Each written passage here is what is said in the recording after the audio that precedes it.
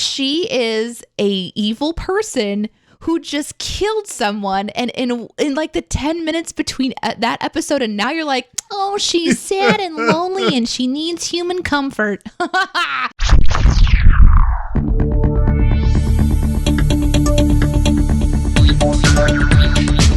Captain's Pod, Stardate 11322022.7. Hello and welcome aboard the Starship Enterprise, and thank you for joining us as we take a brief shore leave from the world of CinemaSins to make a shorter intro and to explore the universe of Star Trek. I am your captain.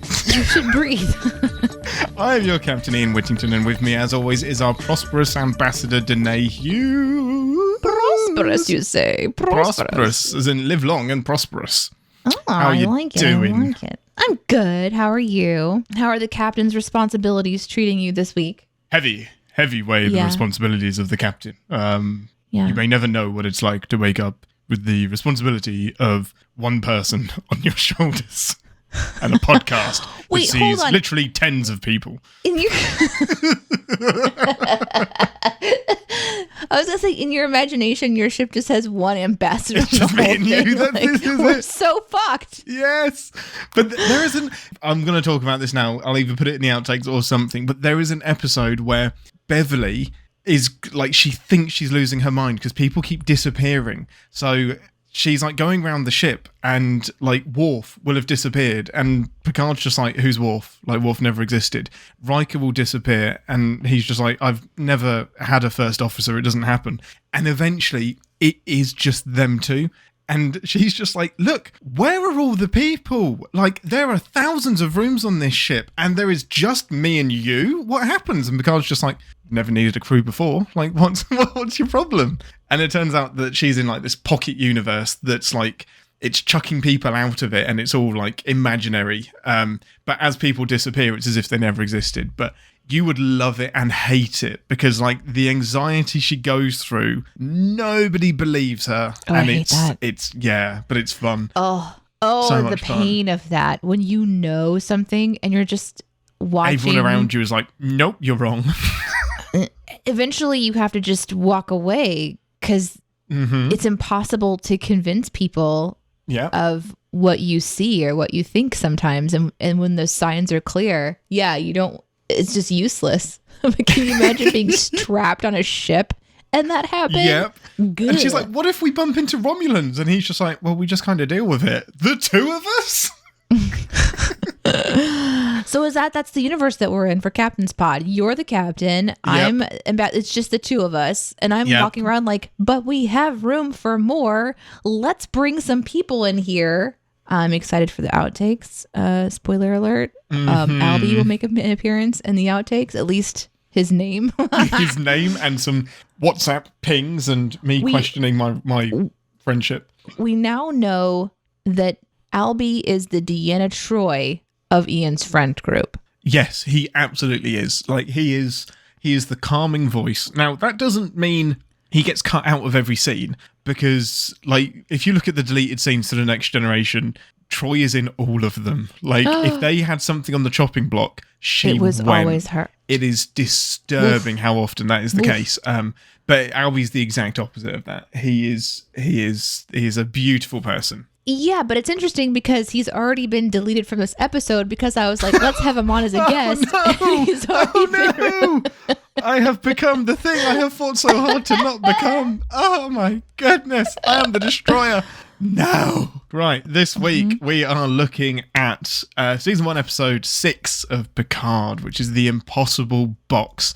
Now, I wish I'd done this from the beginning, but just from the title, The Impossible Box, what do you think's happening this week? Well, obviously this is going to be about... Don't make it rude. Pandora's box. Okay. Somehow... I'm not going to say you're wrong. I was so wrong last week and I was kind of bummed because I really like the idea of cleaning the sticky nebs off of a ship. You just swung for something though, and can you stop calling it nebs? It's like it's a wart or something that's on your private parts. Like, yeah, I've just got nebs all down there and I need them gone. God. This is why no one's on your ship. Kidding. As soon as you get on, there's just nebs. Caution, danger of nebs. It has been 10 days since last Nebsident. No. You did it. No, you didn't. You made Nebs. You invented this. This is on you. No, you took it here. It's a nebula. Damn it. It has a name. Oh no, this is hard. Oof. Okay. Well, Okay. I mean, depending on the amount of nebs, it might not be. All right. Okay. So this box situation, the impossible box. Let me think. Does he think it's probably Borg, like Borg related, right? That's more cube. A cube is a box, or a box can be a cube. Yeah. Not all boxes are cubes, but all cubes are boxes. Oh shit! Did you just hurt your brain, Captain? Okay, you need a minute to think about it. I'm processing that one. I sort of love that the title of the episode isn't so on the nose that it does keep it a little confusing. Because where we're starting off is, on the heels of so much. Essentially, they all know that their next step is this Borg cube. I think it's Borg related. I think it's going to this space station and figuring out or trying to figure out the impossible. We'll see. Okay, nice. I like it. Okay, with that, we will see you guys for a full debrief in 10 Forward after we have watched episode 6 of Star Trek Picard, Computer 2 to Beam to the Impossible Box.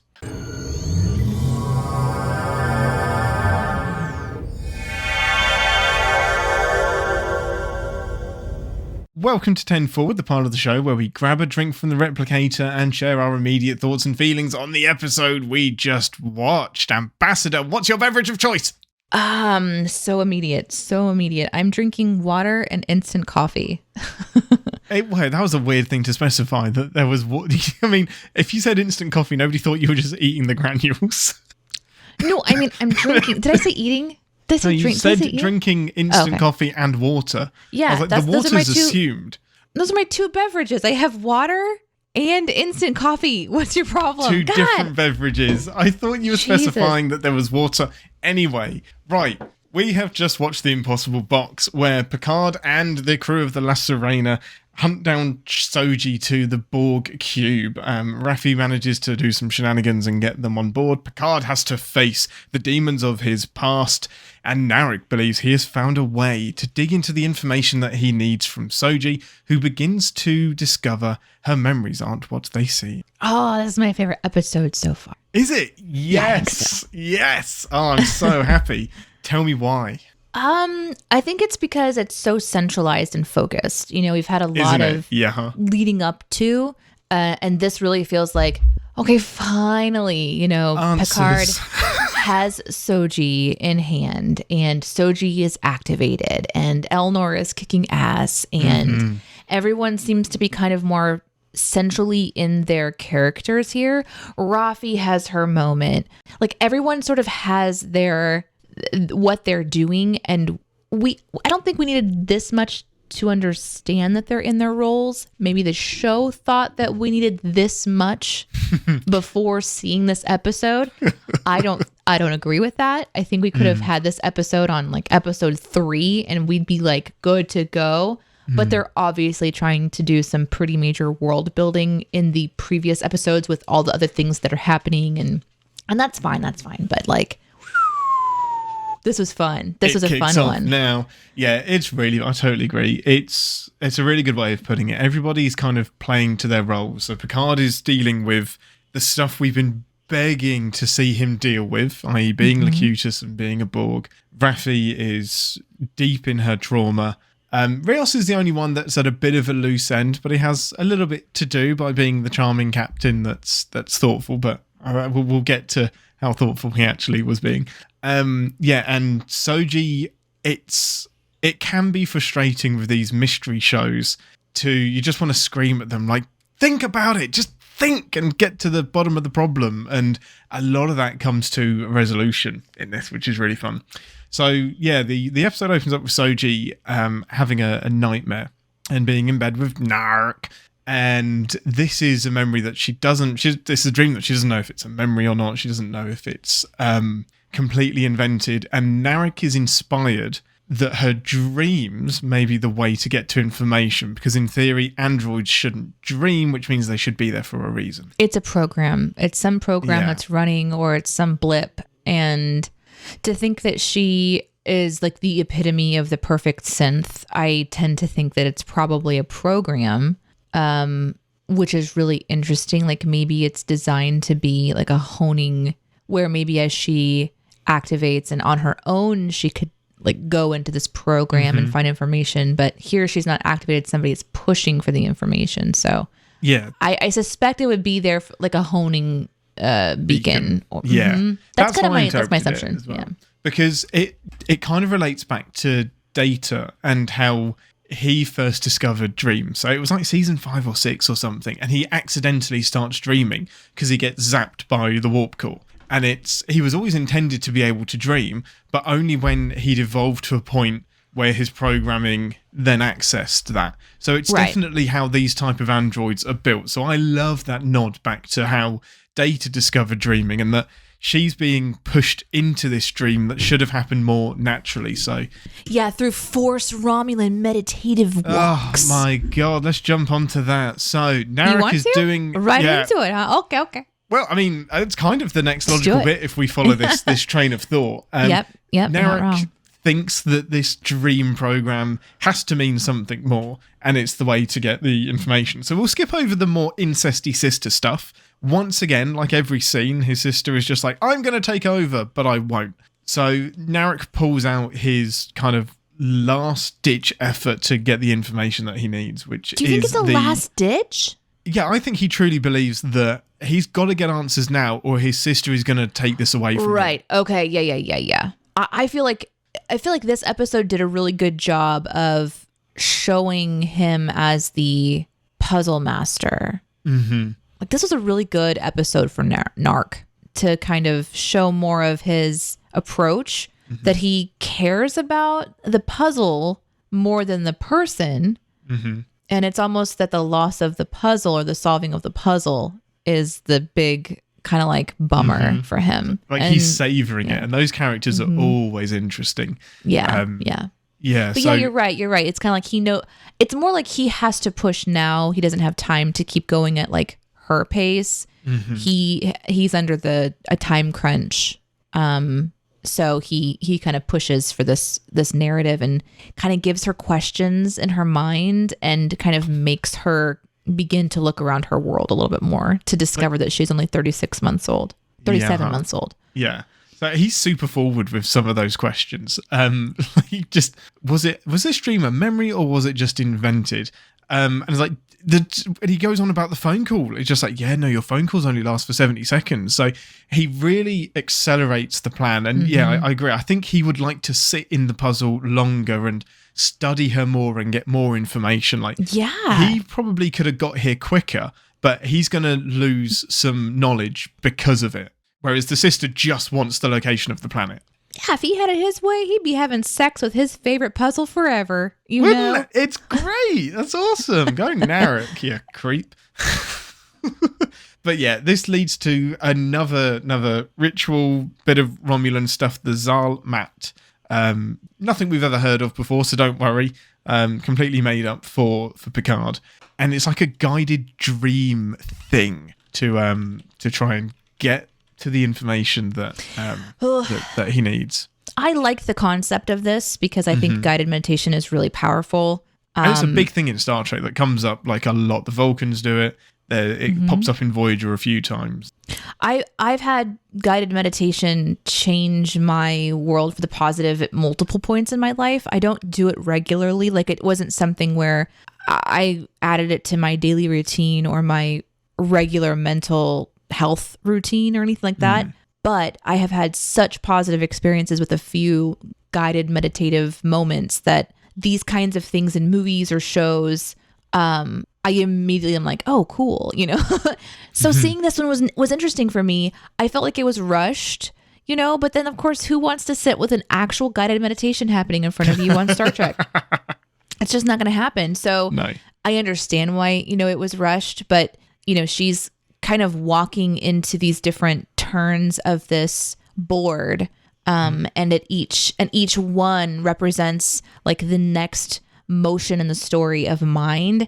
There was like the unfolding and the center and the window and these different things, and that was a really cool thing for me. It's also interesting to think that this was something that is so sacred that no one's supposed to go into this room but a Romulan, and that he kind of almost has always hoped to have a plan to bring her there in a way. It kind of seems like his puzzle mastering is sort of at its zenith, and so everything's kind of, we're sort of realizing his master plan while his sister is at the same time, which he's kind of been played as this might not have his shit together kind of a guy, like a little bit of a playboy, and he still might be, but here we get to see a little bit of his we get to see that he's not a good person.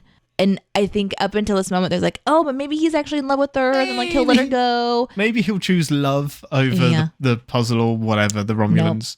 Nope, he's just gonna straight up kill her. Yeah, but before we get to the killing aspect, because we did kind of jump, I jumped us right into that puzzle because I do like it, but I do agree it feels a little bit rushed. But I love the journey that room is a puzzle itself, and he guides her through the dream. I've got a bit more of that in ReSINstance is Futile, but we'll leave the Zalmat there for a second. I'm going to jump to my favourite part of the show, which is it's early on, and Picard's coming to terms with the idea that he's going to be on a Borg Cube again. Like it's last episode we find out that that's where Soji is, and that's where he needs to be, and now it's really sinking in that. Oh, and I hadn't realised that. He hasn't been on a Borg Cube since he was assimilated. Right. Why would he be? Well, I thought because they fight the Borg in one of the movies, I assumed he had been. But no, he never steps foot on a Borg Cube. So this is huge for him. And I love how no nonsense Picard is in this episode. Like, he has some shouty moments. He has some like really intense moments. And the kind of jokey... moan at Picard stuff is put to one side, and we're just allowed to sit with him and his trauma, because I'm sick and I like that. Last episode felt like we talked about, it felt a little jokey, felt a little bit confusing about his like how he wasn't even questioning the mission, and in this one he's the confident person again, but with trauma. Like, he's confident in his storyline. I think what I liked about this Picard is it's just like, yeah, this is the Picard that's been through a lot, and how, like, this sounds strange to say, what better way to show the depth of what he's experienced than going into his deepest trauma, which sucks. Like, it sucks to put Picard in that, but it's also a really interesting part of what this show is doing, is like proposing that Borg can be independent, that they can have their own like sovereign state, essentially, and kind of like be seen as humans and not just these, terrible, this terrible, not even a race of people. You know what this like really made me think about? This made me wonder things like, well, who was the first Borg? And I wonder if we're gonna like this sort of like synth idea that there was an AI that sort of injected itself into a human and then went and injected itself into another human. I'm like, okay, where does that originate? And is that part of the show? Is that part of where this show is going? Because we were going into this like synth world. And so I am curious too, because, Hugh is bringing up this idea of independence. And then the question becomes, well, what point can you prove that a human isn't a Borg any longer? So if they don't touch on that, and that's not in this kind of a show, man, that'd be an interesting kind of thing for them to explore more deeply. But I feel like this is sort of maybe even just kissing it a little bit, like a little on the top of the head. Yeah. And seeing Picard be very emotional, I can see why that's one of your favorite things, because it was very powerful to see to see and feel, and then he gets in the Borg ship and there's all these sort of flashbacks to his trauma. So good. And it's really, really intense, for sure. But both Ian and I both at the very beginning of the show. Do you want to talk about that shot, or do you want me to? You do it. You go. You do it. So he's doing some, and it's definitely, this is a lead in. The shot was definitely thought of first, and then it was like, how do we get to this shot? So he's doing some research on the Borg reclamation project, sees Hugh, and that brings him some joy, goes through some other pictures, and then a picture of him as Locutus pops up. All of the nostalgia, but then the beauty of this is that the camera then rolls behind the hologram and overlays the young Picard as Locutus over old Picard, and then he's almost seeing and feeling what we're seeing, and he touches where his implant used to be, and it is just it's one of the best shots in any TV show ever. It is so clever. It is so well done. No words, no lines, just tingles. It was, I had chills watching that shot. And just as the camera slowly pans and you're seeing this see-through screen overlay over our now Picard in this old frail body, and then this young Picard face just slowly going over the top of him and lining up. Yeah. And it's like, holy shit, this is the same person, however many years in the past. It had to have been a really interesting moment for even the people who are creating it. Like, look at this shot, I can almost feel their excitement. Absolutely. They were fist pumping. They knew exactly what they were doing. It's so good. There are a few shows, Marvel is doing it, and some other shows too, of course, where you have actors coming back after a long period of time. Mm-hmm. And it's not abnormal to see, if you have footage from when they were younger, to show that as a comparison in the new content with the actor as they've aged.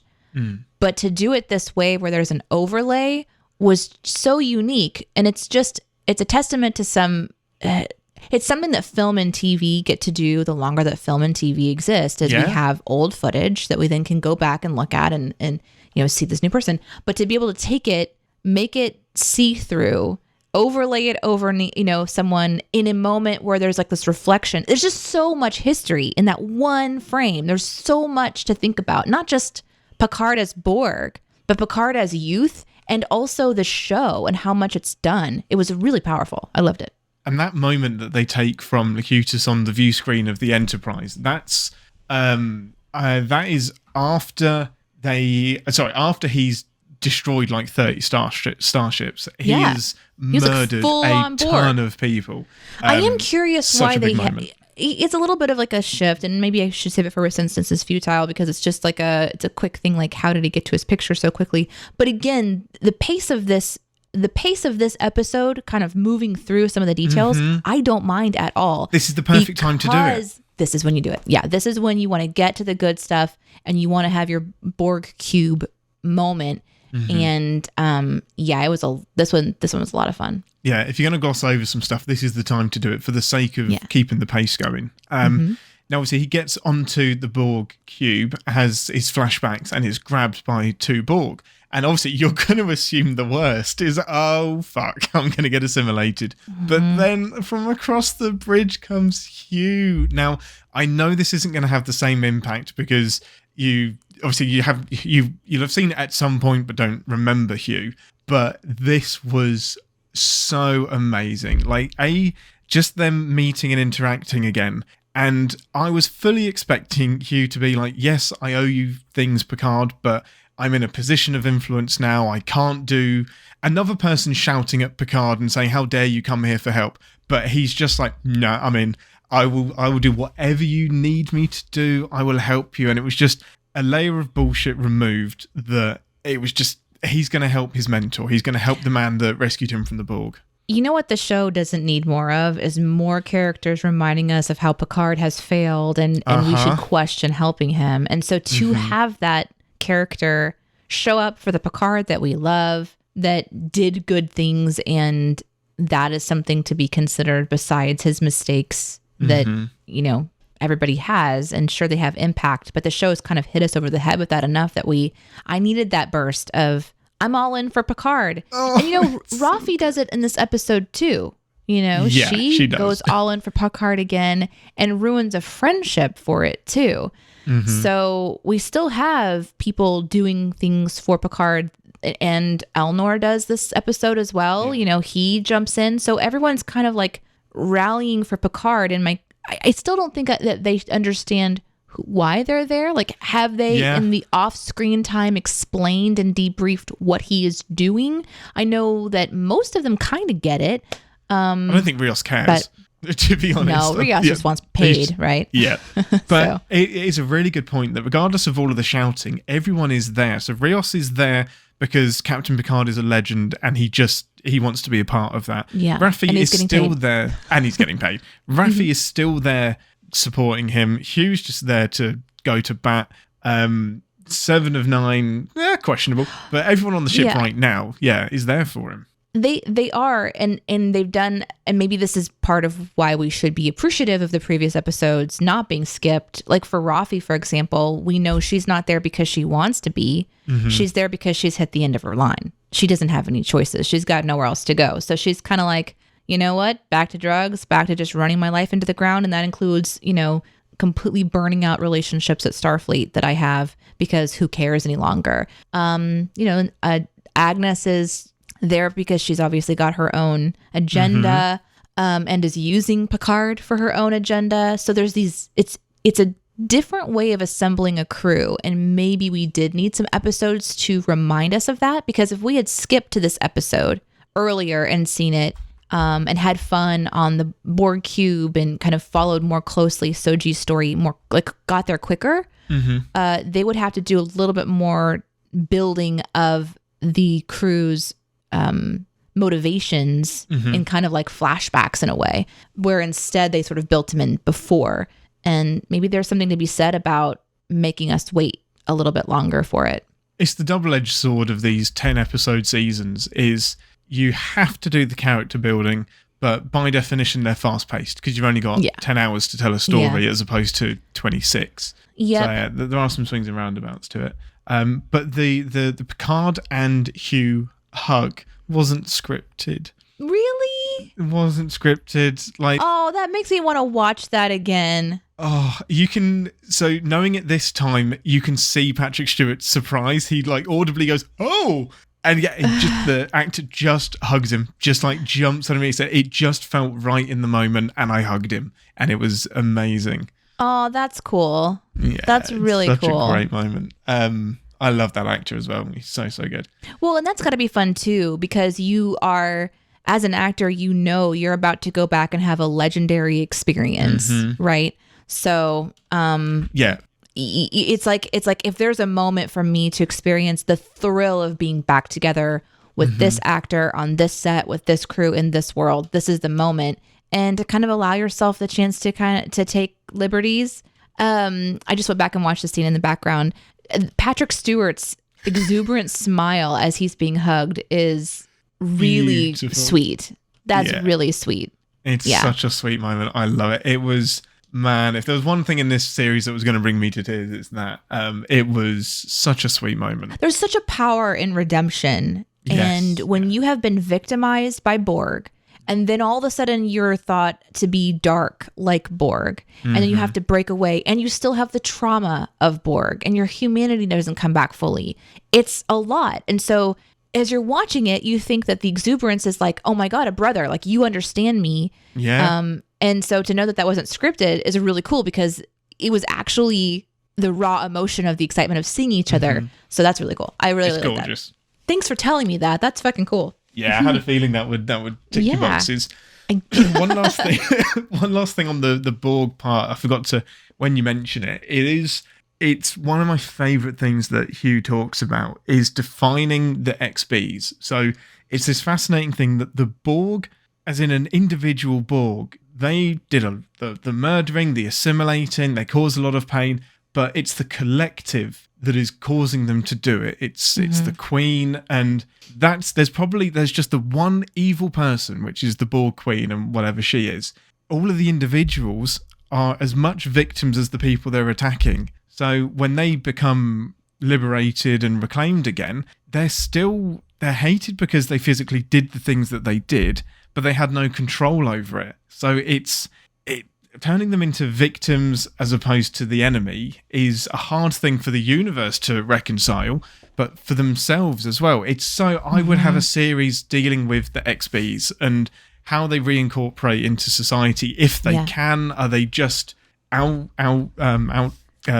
rejected, just on the sidelines, like outcast? Outcast. That's the word. Thank you. And I don't see a parallel. Like, I don't know what else.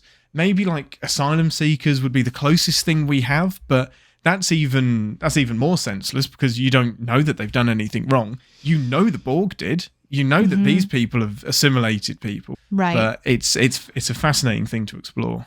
I like this part of Picard more than I'm interested in the synth story. And that's okay. There's also a lot of other stories that are kind of going on and different things that are happening, but I'm really into this one. And maybe it's because it was one of the most shocking things to see Picard become Borg. Like, that was mind blowing for me when it happened. I couldn't believe that they would dare to take this icon and ruin him, But anyhow, the idea that like these XPs, like it kind of reminds me, how you had talked about last week of people wanting there to be a series of the Rangers. The Fenris Rangers, yeah. I would like to see some XPs show up. Yeah. Like some who maybe were reclaimed and they have this desire to give back somehow. And so they're just, the warrior in them is still activated. And maybe there's some that, start little colonies or little groups of people for healing and things like this. But how fucking badass would it be? So, okay, you got Borg just showing up in mass. Yeah. That's terrifying. But then you have XP showing up in mass. Also terrifying, but like the good guy version of that. Like, especially if they're resistant to being assimilated again and they can just go toe to toe with the Borg. Toe to toe with the Borg. Let's go. Oh, let's do it.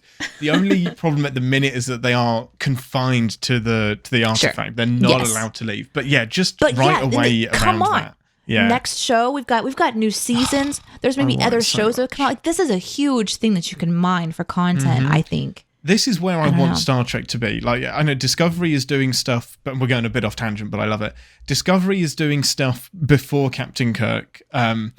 Strange New Worlds is going to before Captain Kirk as well. There isn't a show other than Lower Decks. There isn't a live action show that is picking up after The Next Generation. And that's what I want. This is why I love Picard so much, because it's the closest we've got to that. It's not on a starship doing Starfleet things, but it's where I want the series to go. But yeah, I think they just need to, the idea of Star Trek is to, continue to go, and every week you're finding new places and new stories and new creatures. But we've seen that before. If you sat inside of a species, or you sat inside of like what they're doing here, where they're really kind of focusing on Romulan and Borg, just stay in that for a full season and discover the different storylines of kind of these things, and really trust your actors to carry the show, and maybe stay on a spaceship, Deep Space Nine style in a way. You don't have to, or you know what, we have so much of technology now.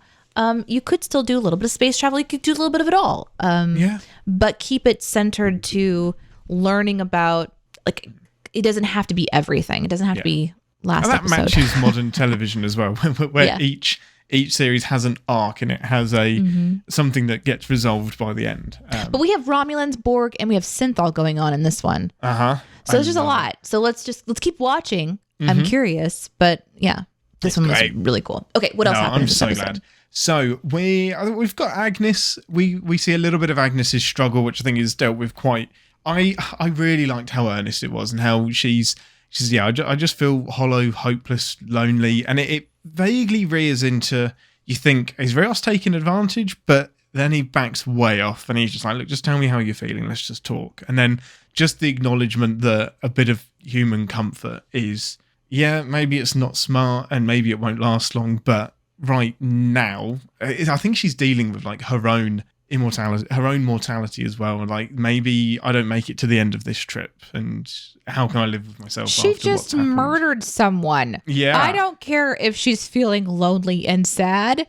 She's a fucking murderer. We don't just we don't know what's ended happening. someone and gave him no opportunity to talk about what was like she is a evil person just killed someone, and in like the 10 minutes between that episode and now you're like, oh, she's sad and lonely and she needs human comfort. But she's so nice. Dude, she's a fucking killer.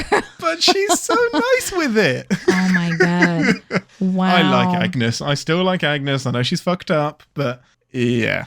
I don't feel bad for her in the least. No? Okay. No. Interesting. No, she has made her choices. Like, she's living with the fallout of being a person who just murdered someone that she, at one point in time, cared for enough to have like a relationship with on some level.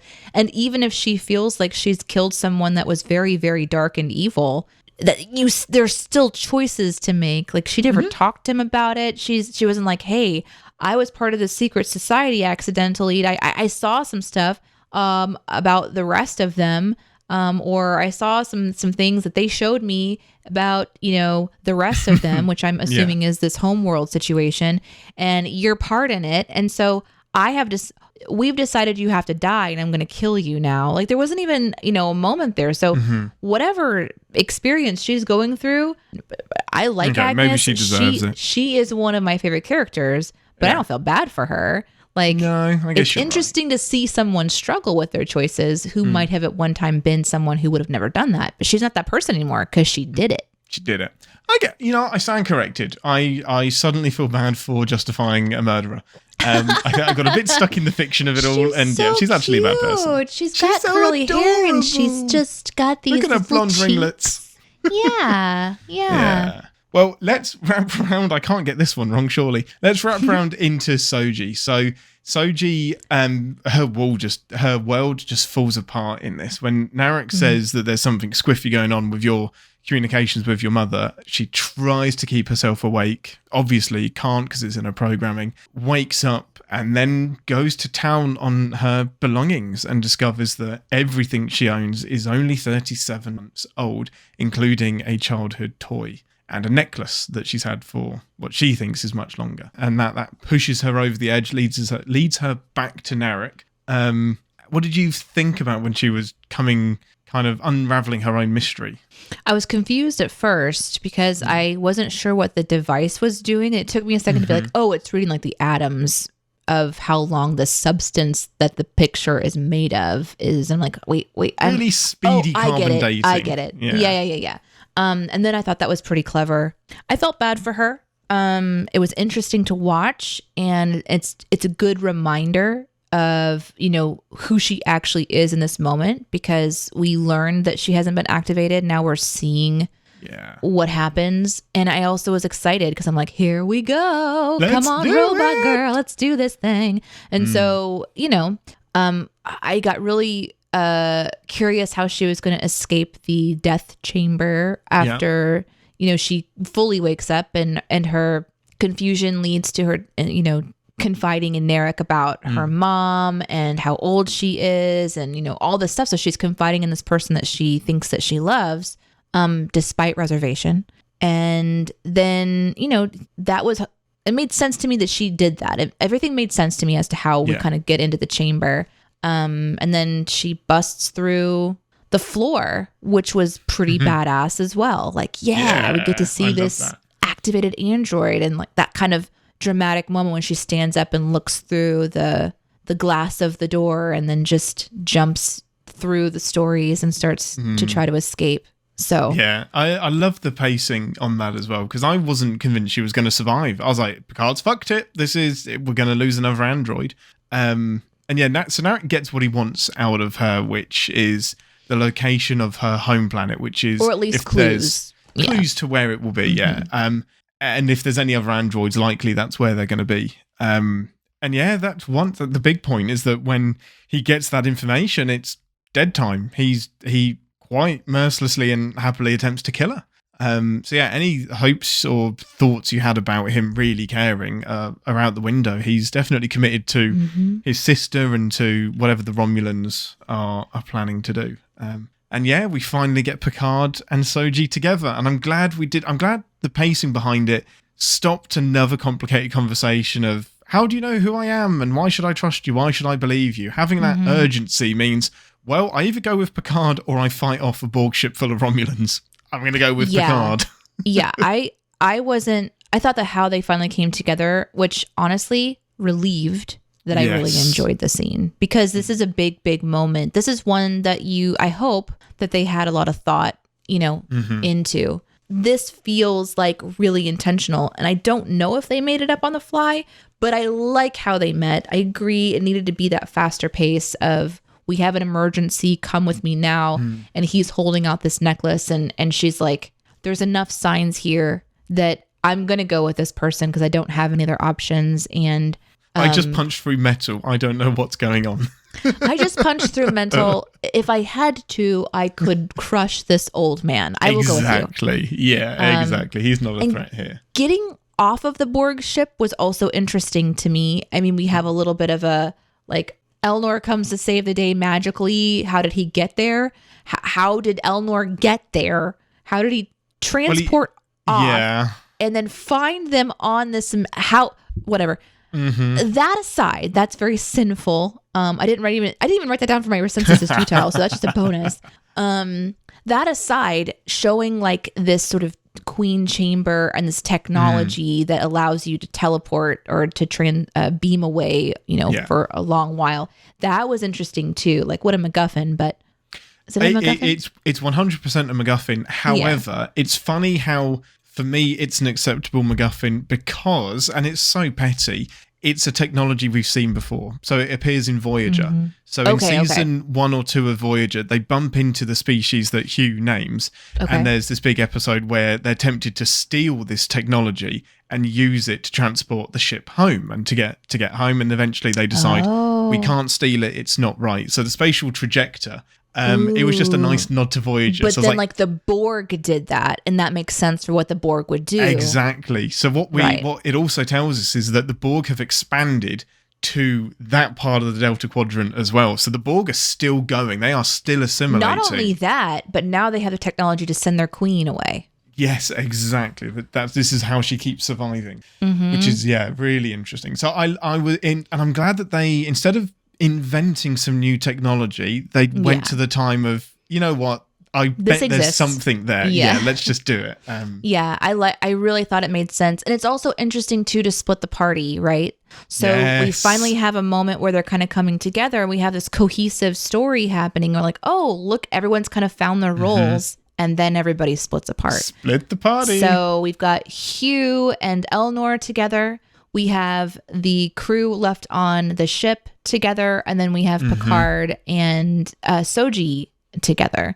And so now it's like, how are they going to either get back together or not? Yep. So after this episode in particular, I was watching it week to week, and I just wanted the next episode because there's so much momentum, there's so much pace. It's a great little mini cliffhanger in a series where every episode is a cliffhanger. This one, I was like, let's go, let's do it, let's find out what's going to happen next. And Elnor just like, please, my friends, choose to live. It's like, I want to see him kick some ass. Loved it. This is why all of this episode is why I love Picard, and I was forgetting it in the opening few episodes because me too. I was swimming in, when I first watched it, I was swimming in the Picard's back. But then when you watch it on a third or fourth time, you're like, this is tricky. But now it's just swinging. It's so good. Does it continue to kind of push off from? I'm not saying any now. Everything from here onwards is so. I would accidentally spoil something, so I say nothing. Okay. Let's head to engineering for a reluctant ReSINstance is futile. What do you mean reluctant? I'm ready if I can rip this thing apart. No, I don't. I love this episode so much. Warning. Warp core collapse in 10 seconds. This is the part of the show where we re-engage our sin brains and remind ourselves that no TV show is without sin, even our beloved Star Trek. I don't have a lot, so you may have to lead the way on this one. You go first. Okay. The first one that I'm going to sin is when Soji and Narc are in bed together. Yes. And they're having this quip back and forth. This like sort of like snark. It's kind of like a snarky lovers quarrel in a way where they're still sort of like quipping. It's more of like a quip back and forth. They were mad, but they're still smiling. Yeah. Do you know, like they're kind of like playing with each other. Like they're very intellectually kind of pushing buttons, which I really enjoyed. But anyhow, so he gets up, he puts on his shirt. He's like, I'm out. And she's like, what? Come on. And the door opens and anyone walking by would see her in her night clothes or naked because she has the bed placed in the strangest position of the room. And I'm just thinking, like, why would you have your bed exhibitionist, baby? I mean, Free wow. love. Wow. She loves it. Yeah, the furniture positioning in this series has been dodgy with that hospital bed that's the wrong way round, the fucking bed that's the wrong way round. Yeah, no, that's interesting. I have a similar one in that moment, and it's just still wearing that fucking earpiece, aren't we? Like 24 hours a day. Do you never wash 24 it? hours a day? No, it's just part of him now. That's just in there. My next one came, and I'm skipping over some that are like little, like lighter things that I wrote down. But the next one came, and this one I think I would have to go back and watch it again, which of course we don't. We just jump right into the show and just record our raw thoughts, which I love. Yeah. But one that I would go back is the captain of the ship, Rios. He is playing soccer. He is, yeah. And then, or he's not playing soccer. He's, goofing off with a soccer ball. Yeah. And then Agnes comes over, and there's kind of this moment when he drops the ball, like kind of like there's like this. We're gonna have you drop the ball because you're so enamored with this kiss or whatever. I don't remember what happened, but he'd already kicked the ball away. She picks it up and brings it back. I think that's what I wrote down. I was like, this is something I would research. Yeah. So and that's what I was going to ask you is how did it get back? Yeah. I wrote, where did the ball come from? Because I missed that part. I love how I didn't even notice that because I'm so into the moment. I didn't care where his balls were. I'm just enjoying the moment. But again, I have something in that moment as well. Is when he's like, "Oh, sorry, did I wake you? They're asleep. Fuck you and your football playing dude. Of course you woke them up. Like, what a dick. This is the middle of the night. Just hunking a leather ball against a metal surface. Sorry, did I wake you? No shit." The other thing about that moment was when she says, quote, I would so use this as a lead-in for a sin, quote, I can sense mistakes while making them. And my response was, also, I just killed someone. Yes. Like, what? It was like the screenwriter of Stardust City Rags somehow makes it into this script. What do you mean you can sense what do you mean? Everyone has that power. No, you didn't. Like, you killed somebody. Yeah. So you can sense when you make mistakes, but still make the mistake nothing about properly. it. Yeah, just go still right commit to the mistake. Yeah, it was great. So one of my favourite dumb lines was Agnes, for some just exposits the history of Picard and the Borg and all of that. Oh, and then says, that was so brutal. Oh, it was like, yeah, hey, do you remember when they just pulled apart your body, replaced it with machinery, and you murdered a bunch of people? And Picard rightfully says, shut the fuck up. He But then she apologizes and says, this is the bit I really got bugged by. I'm sorry, the Borg are mandatory reading in my line of work. In every line of work. That's not specific to you, milady. The Borg, interesting. Everybody reads about the Borg. Think about it. That's like a little clue as to like her synth work. Yeah, but we know she's in. That's what she does at the Daystrom Institute. She studies AI. Yeah. But if this does point to some Borg activity, it just kind of shows interesting. Okay, so one of the things I wrote down about that scene is this is straight from my notes. Quote: "This is me like pretending like I'm Agnes talking, right? They did all this Borg shit to you, and let me tell you all the horrors that you endured, as if we chat about it like our menu choices." Because she was so casual. She's like, yeah. And they took the spaghetti and they ran it through your ears and out your nose and they replaced, it's like, what the hell? The origin of Duck à l'Orange actually dates back to 1740. No! It was very They took my arm. Yeah, it was brutal. So why wasn't there anyone to meet Picard at the very specific beaming point? It's like, you can't dock the ship. You have to beam into this place. However, you're going to be left unattended for 10 minutes and possibly fall off something. just to wander about. What the fuck? Just wander around the Borg fucking so cube. Confused by that. I wrote, why beam him to a specific place if you're going to let him wander around? I know it's for flashbacks, but he doesn't know that. No. At least give him a heads up that you want him to experience trauma. Yeah. Like, by the way, you're going to live through some shit right now. Oh my God. It's so, if it's deliberate and the Romulans are like, yeah, fuck Picard, we're going to mess him up. It didn't make any sense at all. Yeah. It was very, very confusing. I also was confused by, and I don't know that there's really a sin here as much as I like when you're writing a script, there really has to be kind of a way to like coalesce the thing that's quote unquote wrong in just a few succinct sentences. And if there's not a lead in that really kind of helps to launch that, it becomes more of just a problem that I have with the episode. Yeah. But there's this moment when they talk about that the only way to approach the Borg ship and to go onto it, or this reclamation project situation with the Romulans and everything, is to do that and just to stay open, like Elnor stays open.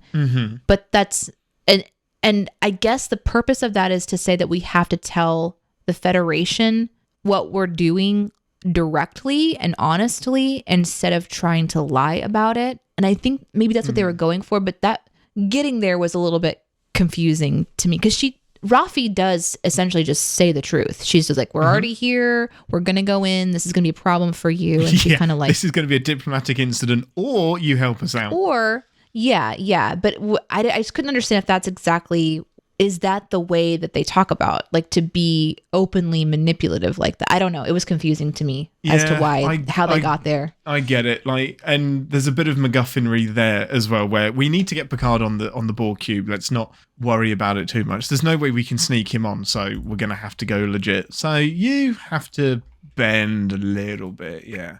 I can see that. The next one that I had was you couldn't have even found a teddy bear that was 20 years old. Like, could you not just... Everything had to be created from a replicator. Go to the thrift store and just get a ton of stuff that is the same age as her. Like, you made everything on the same day. Everything on the same day. You know, as she was scanning things, I thought it would have been interesting if the necklaces had been made like 15 years earlier or something. Oh, yeah, that's the one thing that's older. That would have been really... That would have been such an interesting clue that there's something that she owned that went back 15 years instead of, this shorter time frame. Like that the thought of creating them started with these necklaces and those existed previously. But I mean, it's fine that they did it the way that they did it, but it was, it was okay. It's alrighty. Like, you read it, and worst of all, you gave her all of this evidence. Like, you just let it sit with her. Like, you gave her so much evidence that to eventually... And maybe she was supposed to accidentally maybe she was supposed find to. I think so. I think eventually she's supposed to come to a revelation about her power and then try to make her way back home. I think that's probably part of the plan. That's fair. I like how when Rafi makes the phone call, they're just there ready to take it. Like, do you know how long it takes me to prepare for a sudden Zoom call? Like if someone's like, "Hey, I gotta call you. I'm gonna call you on video." It's like, oh, okay. Nope. And then I need to clean up my office. I need to, make sure that my teeth don't have anything in them. No chia seeds from my breakfast or my lunch. I've been meaning to mention that the entire show. Oh, thank you. Gotta turn on my ring lights. There's things to do. But as soon as Rafi wants to call this person that she doesn't talk to regularly, they're just there and present, as if there's some sort of AI. And I thought that was something we could easily kind of just poke definitely. at. Especially the captain bit. Is the captain not busy? The captain can just immediately take this call from Rafi? Immediately. So my very final one was, it's just, I don't know how I would get there, but it's just the idea of how neatly in a bow this information came out. Once Narek decided dreams were the key, it was like, I know exactly what this dream means. It's going to lead me to the he has to know that the dream was implanted as a way to get Soji home should she ever need to get there. And it just worked out. It's such a leap. And it just worked out. It's a huge leap. Yeah. Well, and the sister makes the leap as well because she says, now I know I need to find a planet that has 2 red moons and constant storms, electrical storms. I feel like that's still a lot of places. Constant electrical storms? What if it was just one storm one day? And this dream, yes, exactly. Yeah, this dream is across 30 seconds. How do we know that everything in the dream isn't symbolism that she's going to figure out, like, so now the orchids are on the nose, the moons are on the nose. Like those things are very, very particular, but then other things can be easily interpreted. Because here's my question. How would she have a dream or a programming thing where she gets to see that she is, like, this is all put inside of her head by someone. She's, which from that, I'll launch onto my next one if you don't mind, which is when he says, like, we've been tracking your outbound calls and they last for 70 seconds. How is she actually calling anybody if it's internal programming? No, you're dead right. I hadn't even thought of that. It's all in her head. Yeah. Unless it's faking a signal. It must be faking a signal. I guess it's confusing to me because it's supposed to, it's not an outbound call. It's a programming run. Okay. I don't know. So that was confusing to me. This is a reach, and it's not what we're told, but maybe there is no log and Narek is lying. I guess that's true because he could be watching her before she goes to bed at night when she calls her mother, because I think they indicate that he's seen it before somehow. Yeah, so he could be lying. Yeah. But that was still confusing to me. All of that is a reach. And I get it's for the sake of let's get on with it. And I get it. I get it. But we would sin that. We would try to at least. Yeah. Any more? Yeah, well, I have a couple questions, and I probably should have asked them in the last segment. So can we do a bonus segment of the ambassador forgot something? Yes. Theme music, please. Okay, there's a couple of things I have a question about as we travel the hallway to your office. Nice. Oh, this is the elevator conversation. Yeah, this is in the turbo lift. Nice. We'll switch out the transporter for a turbo lift. Buzzing noise. So when Picard is running through the Borg Cube to escape, somebody in the background says his name. Yes. Do you know who that was? It was an ex-Borg. Okay. But we don't know, like, it wasn't someone that's going to... No, that would have been trippy if it was. But no, this was... So the Borg have a shared collective knowledge. So what one Borg knows, they all know. So as he's walking through with Q, damn it, you've got me doing it again. Don't blame me! As he's walking through with Hugh, a lot of the Borg are staring at him. And then for some reason, this one just outright calls him out, which was a cool moment. I liked that. Sometimes I don't know if it's like a wink and a nod to something bigger. Yeah, that's a fair question. Oh, thank you. Thank you for that. I'd have loved it if this was another Borg that we'd met at some point. Like, that would have been really bizarre. Also, okay, in the background of this one, this is just as Picard and Hugh arrive at Soji's apartment that is empty. Yeah. And they're walking in. Over the announcement, the announcers are saying something about there being a particle exposure. And in my brain, I was like, oh, do you remember when they were talking about the reclamation project and like your little thing turns a different color if such and such happens? We didn't see any of that happen before they left the cube. And so I'm like, wait a second, you've built this world in. So into this episode, when I heard that saying like, oh, here we go. That's like a little hint that in the background, there's something happening that's really bad, and it didn't happen. I think the particle exposure is Narek's gas, because when she breaks through the floor, it then leaks into adjacent compartments. I think it happened before that had occurred. Like, yeah. You might be right. But at the same time, I was watching it really quickly, so who knows? Yeah. It is an interesting thing. If it's not that's a weird thing to suddenly mention for sure. The other thing, hey, I know we're in the lift, but we got to go back to ReSINstance is Futile real quick. Okay, back to engineering. Computer's getting dizzy. just running around. There's somebody else waiting to get on, and this lift never arrives. How long have you been? What have you been doing in there? My problem is that my notes were on 2 pages and I just got to the second page. Nice. Go on. Sorry. We're in. Back in engineering. Okay. Geordie wants to know what's going on. When Elnor shows up to save Picard, and Picard's like, Elnor, I told you not to come here. And he's like, oh, I didn't listen. And he's like, well, thanks. He just killed 3 people. Yeah. And when they first met, Picard was pissed about that. But now he's like, thanks for killing the Romulans who aren't doing anything wrong, by the way. They're just trying to figure out a threat. That's all. Yeah.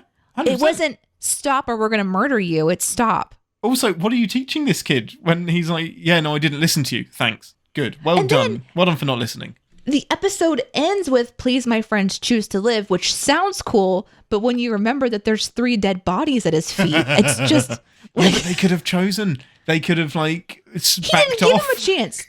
He didn't even talk to them. There was no communication at all. No, those 3 Romulans had 0 chance to live. He's he pretty just drops from the ceiling or wherever the fuck he came from, which again is a sin, and he just murders them. And Picard is like, "Hey man, thanks." Like, what? You just got so pissed at him before for doing the exact same thing. Yeah, but it's now necessary. I don't know. If you're gonna lay down some lines. Yep. Apparently, I'm just okay with anyone murdering anybody.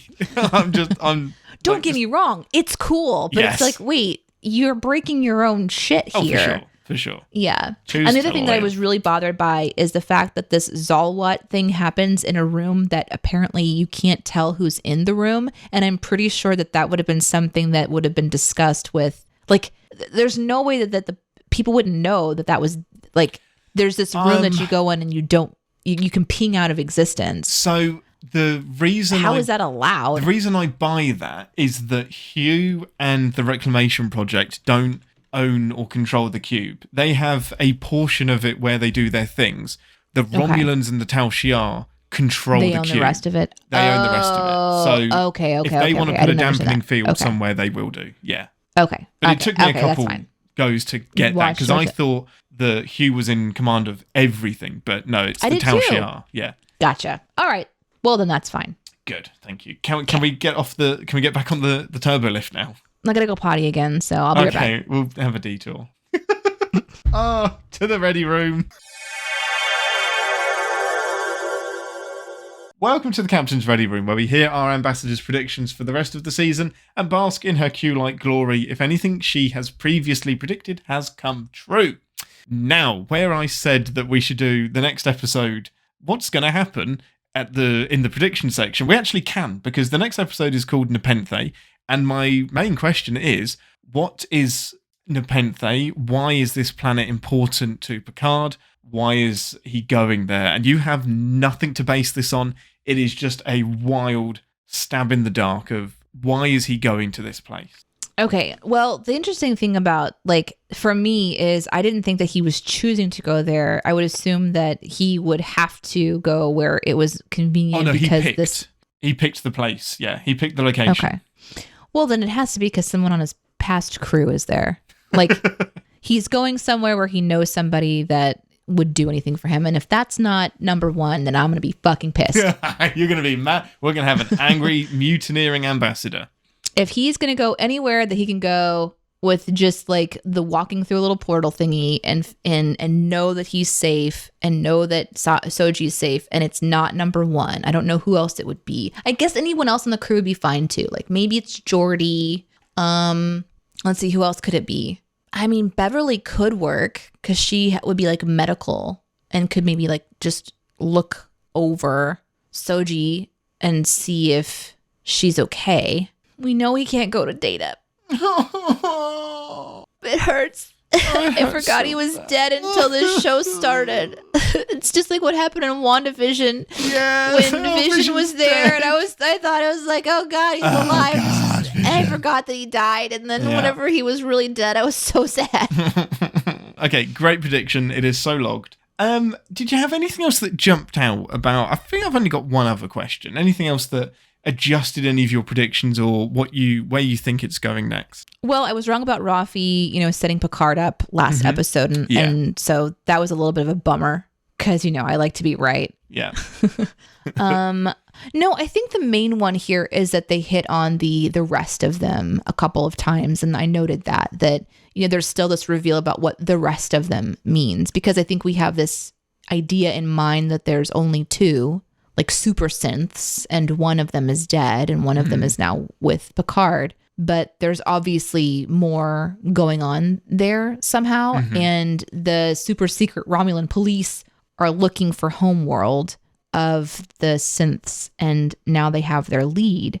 And I think that to a certain degree, Agnes is looking for the same thing, or at least she's along for the ride to figure out, like as some sort of spy to figure out what's going on. So there's something there. I don't know exactly what it is, but obviously there's a there's dark opinions about it if you're going to kill Maddox over something like that, if I'm right, but yeah, there's like this going home feel to it.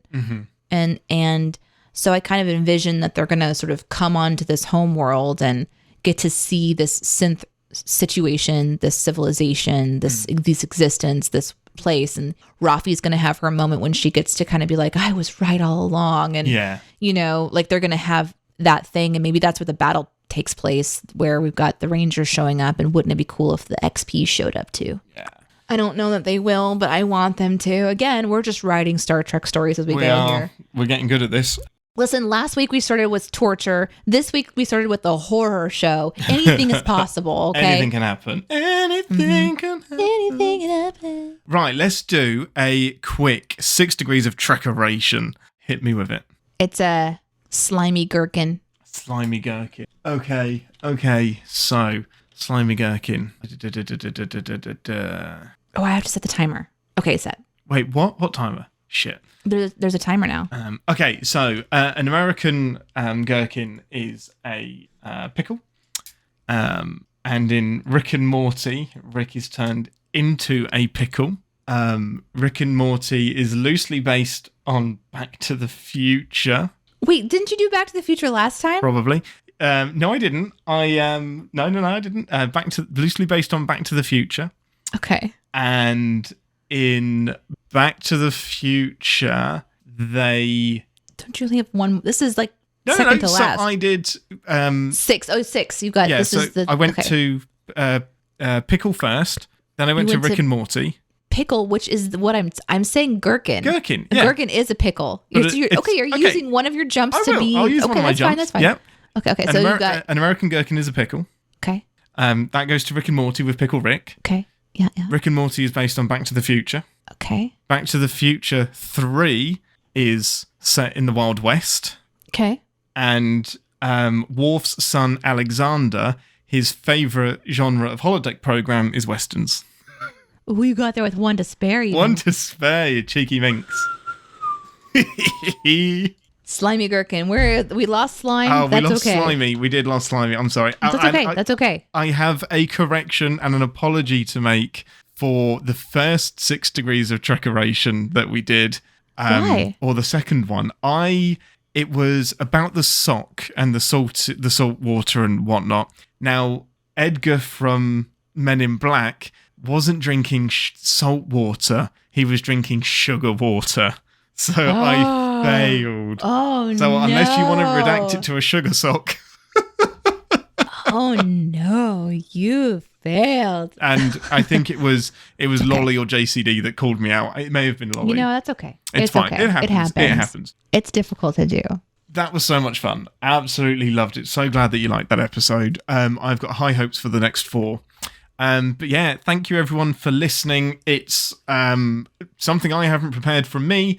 And I'm prepared. It's Glomwat from me. No! Oh my God, what's yours? Where did that come from? It was part of the Zolwat in this episode. Did you just pick what? From the ritual in this episode, the Zolwat or whatever? Yeah. So during it, he would say, this is the Glomwat, the unfolding. The Glomwat. Oh, and he talked about it as it. And so I just wrote them down. I have another one. I wrote down 2. You want mine? I've got a Romulan word ready to go, so that's fine. So sure you do. I do. It's Varul from Ian and Kumquat from Deneé. We will see you next week for episode 7. And as always, live long and Podsper. Thanks for listening. Want to connect with the show?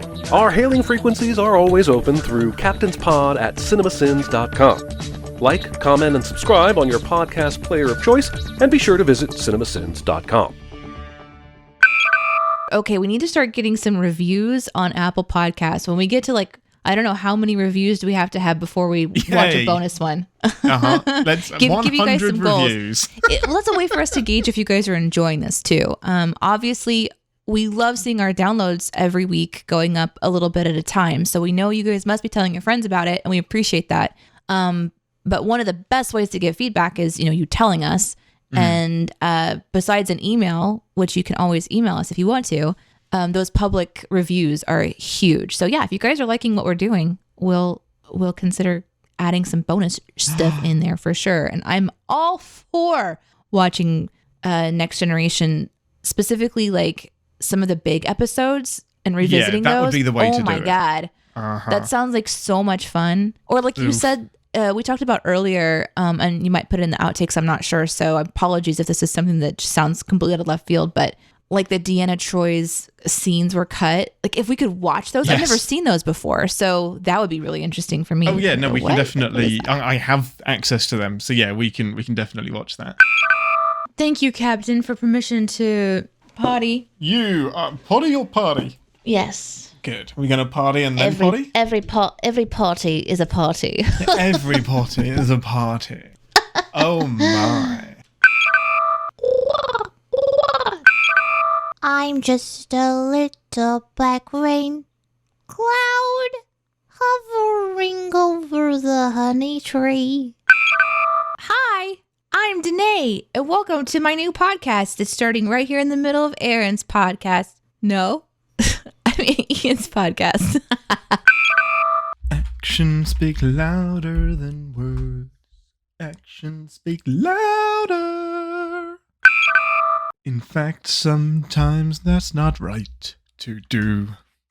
Sometimes you gotta make some love and fucking give her some smooches too. Sometimes you have to squeeze. Sometimes you have to say please. Sometimes you have to say, hey, I'm gonna fuck you sweetly. I'm gonna screw you gently. I'm gonna hump you. I think I got the wrong word. Something. I'm gonna bone you discreetly. And then you say, hey, I bought you flowers. And then you say, wait a minute, Sally. I think I got something in my teeth. Would you get it out for me? That's fucking teamwork. I just wish sometimes that our podcast recordings were a visual, like people could see you, because you look like a Muppet right now. Just this sort of like happy sway with your mouth, like you're so smiley. Hey, like you're really proud of yourself. Fuck you hard.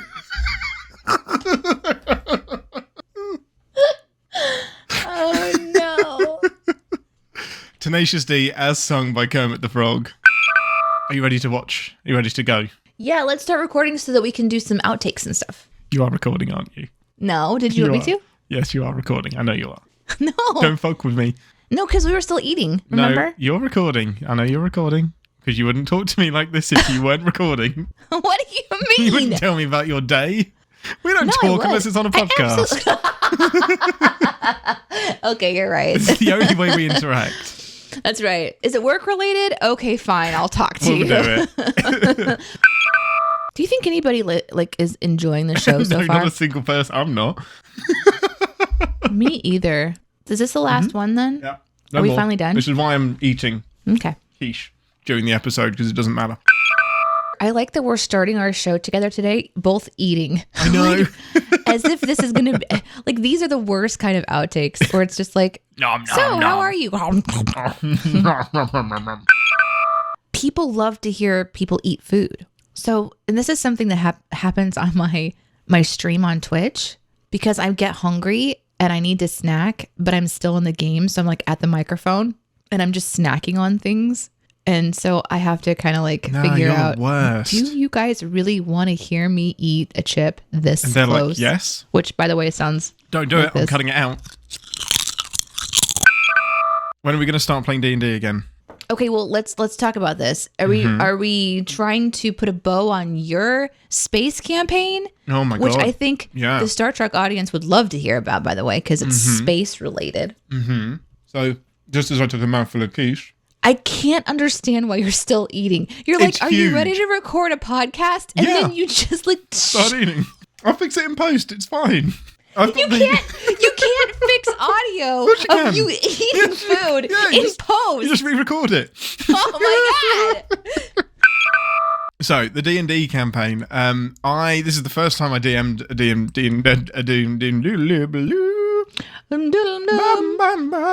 So this is the first time I DM'd a D&D campaign, and three of the people, actually all four of the people I was DMing for was super duper Star Trek nerds. So I wanted to put it in space, so I did.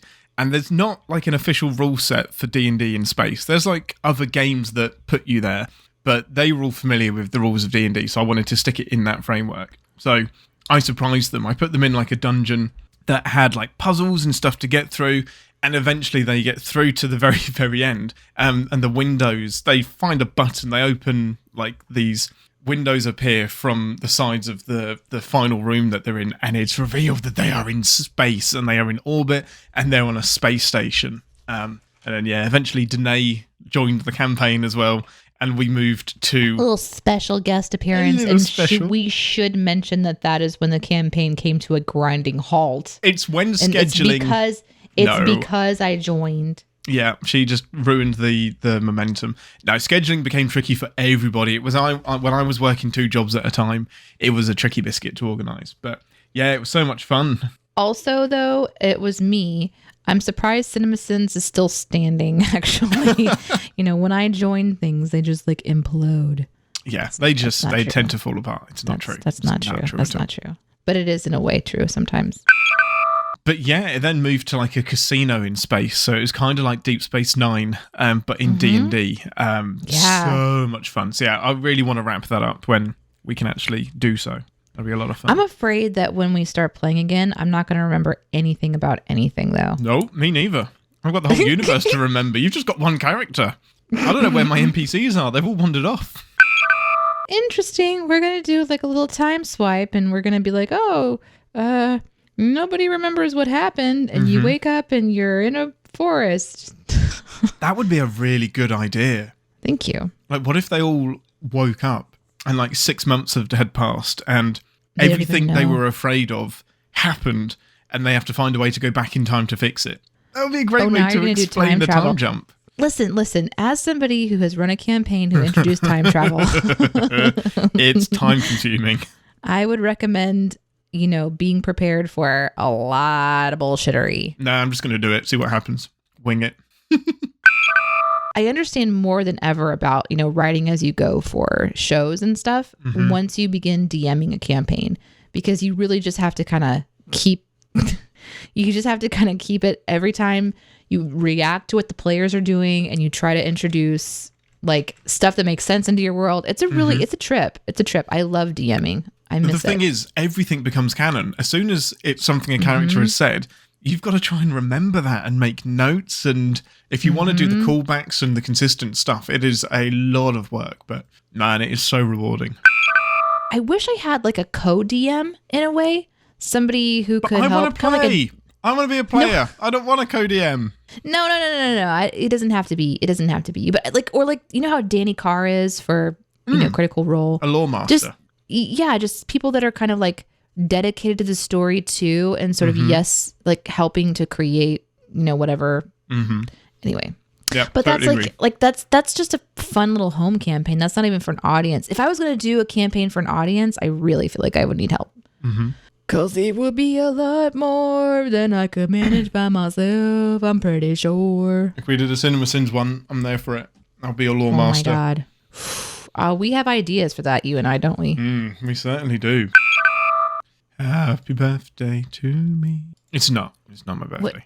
Why are you singing happy birthday to yourself? Just a catchy tune. I just enjoy it. There's so many catchy tunes, but happy birthday is a very specific one for a very specific date. It is, but why can't we sing it all the time? What's wrong with that? No, you can. It's just confusing. Oh, okay. Fine. It's as if you want people to think it's your birthday and then give you presents. It's a very manipulative song. Yeah, why wouldn't I want that? I always want presents. Really? No, it makes me really uncomfortable, actually. I struggle to accept presents from my parents. You are still eating. I'm ready. No, I'm done. We are not starting the show with you having food in your mouth. I'm done eating. I'm done. Look. I sound like a mom. You're making me sound like a mom.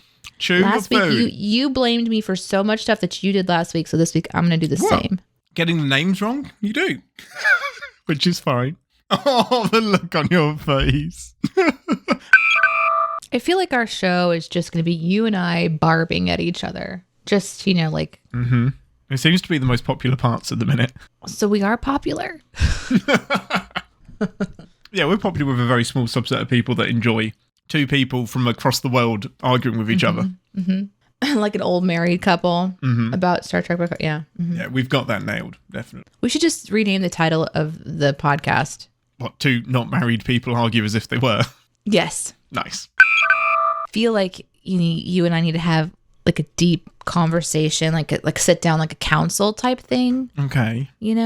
So why? Do we know someone who's like a counselor Choi person that we can bring on the show? Also, when is someone going to join us on the fucking show? I think Albert would be a great counselor for us. Like if we needed a marriage counselor. Or not. Is he free right now? Let's get him on the show. No, he probably is actually, but no, we're not going to do that to him. Like, surprise, Albert. Come on. He would love it. He actually would. He would adore it. What he wouldn't love is us saying, we don't want you to watch with us and be a part of the show. We just want counseling. Yeah, don't talk about Star Trek. This has to be just about how fucked up Ian is and how his worldview is slightly broken. Oh my gosh, that's really insightful of you.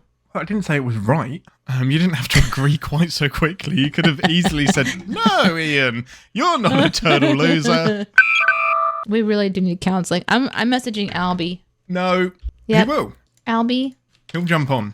Ian and I may need Captain's Pod couples counseling. I don't know. It's too late. I just sent it. Have you just sent it? Yeah. Great. I don't know what I want less.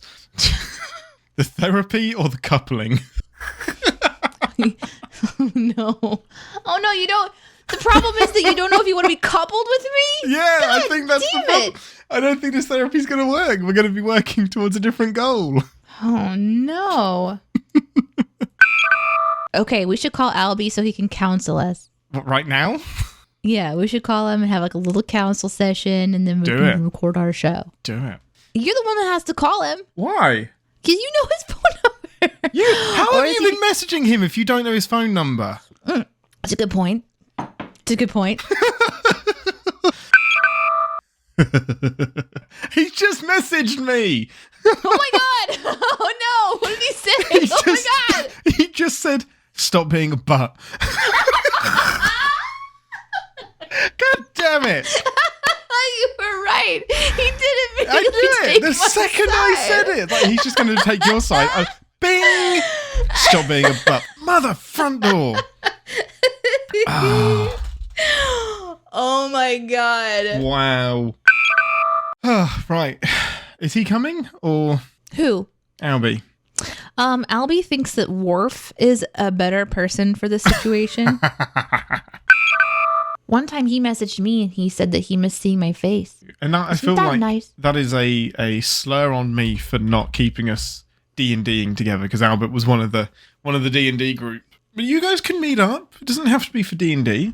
You just told me I can't message him. I'm a complicated man. You should know this. Man, I'm leaving. Albert can take over. Albert would be a better host than me anyway. No, this is a lot of fun. I'm having a blast. It would be great. I literally was saying that as you cut. You know what? Oh no, she's gone. Well, she never listens to the episodes anyway, so I guess I can just say whatever the hell I want. Deneé is amazing. Actually, I'm very sorry. I'm in the wrong. I'm a horrible human being. I am not worthy of her knowledge or incredible aura, whatever that means. And I hope she returns because I don't want to do this on my own.